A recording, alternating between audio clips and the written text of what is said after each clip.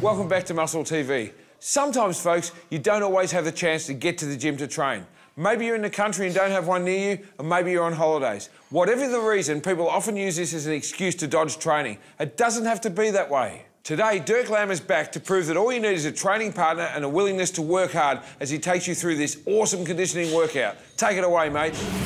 So today we're going to go through a partner-assisted bodyweight circuit where the two athletes will be using each other as the weighted implement or to assist each other in each exercise. Bodyweight training challenges your body in a completely different way than holding onto barbells or to bars, to dumbbells, etc. In sports such as combat sports where there's a direct one-on-one scenario with an opponent, or in ball sports where you have an opponent trying to push you off the ball or tackle you, to use your body weight against theirs to execute a play or execute a skill, well, this comes in very handy and it'll be a direct carryover. The reason why it's difficult is, first of all, the way you hold a person is not a regular kind of grip. And when they move, it's a little bit unpredictable, so you have to adjust yourself according to the other person's movement as well. There's a lot more dynamic stability that's required, there's a lot more dynamic strength that's required, and you're basically getting challenged at angles that you just couldn't duplicate in a normal gym setting. The two guys we've got training today, first is Ivan Voronov. He's come here from Brazil and he's a BJJ instructor here at Energy MMA. And our other athlete we've got is Mark Feroldi. Mark's been a football player and has also done some boxing as well. Both the athletes we've got today I've hand-picked because they are a similar height and they're exactly the same weight of 69 kilos.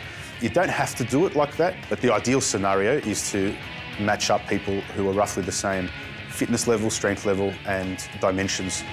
The first exercise is the basic wheelbarrow motion, and that's just picking up from the legs, and the person on the ground is running on their hands. The person behind is following and pushing as well. That's a fairly easy thing, it's just to warm them up into what's coming. And when they get to the end of that, the person behind will perform a kind of shoulder press using the legs of the athlete who is in the bottom position, and he'll be splitting his legs. Without putting his legs down, they're going to turn around and they're going to do another form of wheelbarrow, but instead of walking on their hands, they're going to perform a drag. So the athlete on the ground is going to be basically laid down fully on his chest with his arms outstretched, and like a swimming movement, he's basically going to drag himself and pull himself along the ground. When they get to the end of the 15 metres again, the person behind will use the person in the wheelbarrow position as a weight to squat with, and that's by placing the feet on the shoulders and going up and down in a normal squat pattern. Again, without putting the feet on the ground, they will turn around and cover 15 metres. Instead of just doing a normal wheelbarrow walk, the person behind will be on their knees, right? And they'll have to try to run. To try to run on your knees is a very hard exercise to do on its own, let alone holding the body weight of another person. And once they get to the end of that, the person behind is going to perform a clean and jerk using the legs of the person in the wheelbarrow position. And again, that becomes more intense for the person standing behind, evening up the workload. That's throwing their legs into the air, catching it, and pushing up as far as they can, extending the arms. And stop. Now we're going to reverse the roles. From there, we go on to some partner-resisted push-ups. And that's where we get one athlete to lie on top of the other athlete, where they're basically palm on palm. So the person on the bottom will actually be performing a bench press style of movement by pushing the other person off them. And then the other person in tandem will actually perform a push-up on, the hands of the athlete on the ground. All your synergistic muscles and your stabilising muscles have to kick in a lot harder. You actually have to brace a lot more through your whole body, not just your core. Everything has to be really, really tight. Otherwise, the exercise will actually collapse. You'll collapse on one another. So it's a good way to promote a whole body strengthening and also have the added thing of having instability through the motion. All right, swap rolls. Let's go. You're on top of the run. The next exercise we move on to is a form of reverse crunch, where the partners are aligned on the ground opposite. So the head of one athlete will be towards the feet of the other. They connect hands, and then they have to reverse crunch and pivot to avoid hitting each other. So If one person's not crunching hard enough, they'll keep either hitting themselves in the legs or the glutes. So that really pushes each person to perform the exercise properly, otherwise they'll let the other person down. Following that, we go back to the ground and we're going to do a one-arm variety of the partner-on-partner push-up. Now it's going to be a one-handed push-up and a one-handed press.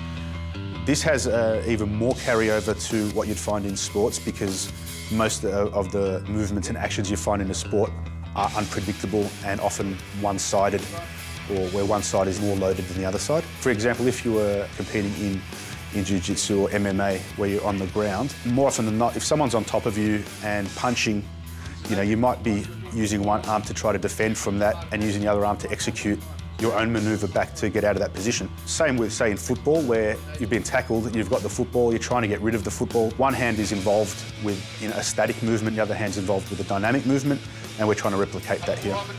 Keep one arm straight, keep the other arm straight. Good. Come on, Mark. Lean into him.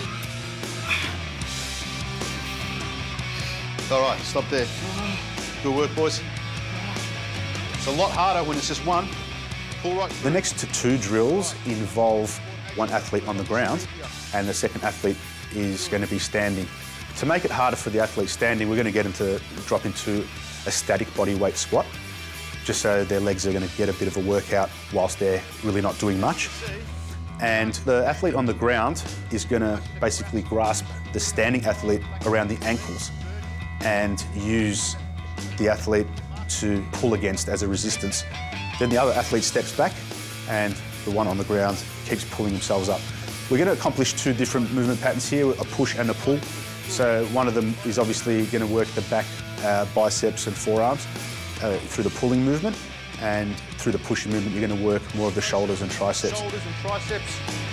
Once we finish that, we're going to move into a human leg press. And that's where one of the athletes lies on the ground.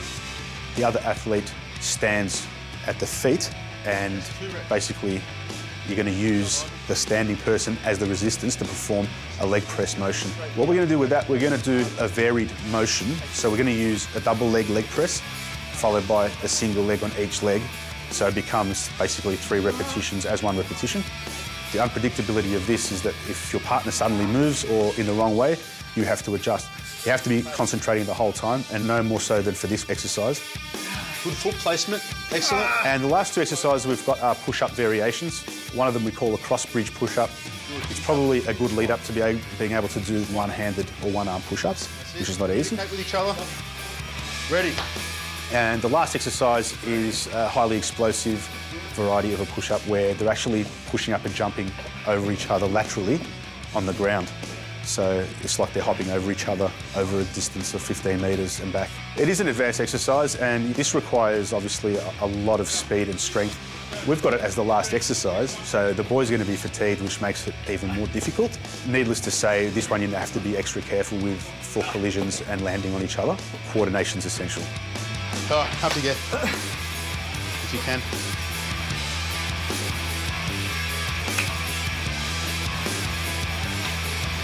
Good stuff, brother.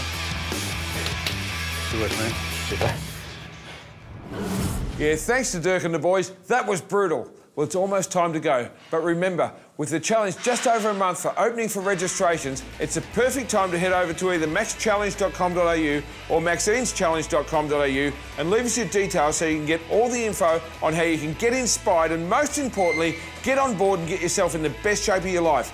Plus, maybe just win some awesome prizes along the way. It's a life-changing experience, folks, and one that's going to get you into ripping shape. And best of all, it's absolutely free. If you've been umming and ahhing and making excuses about getting the body you've always wanted, no more. The challenge is almost here. You need to get on it, so get to those websites now.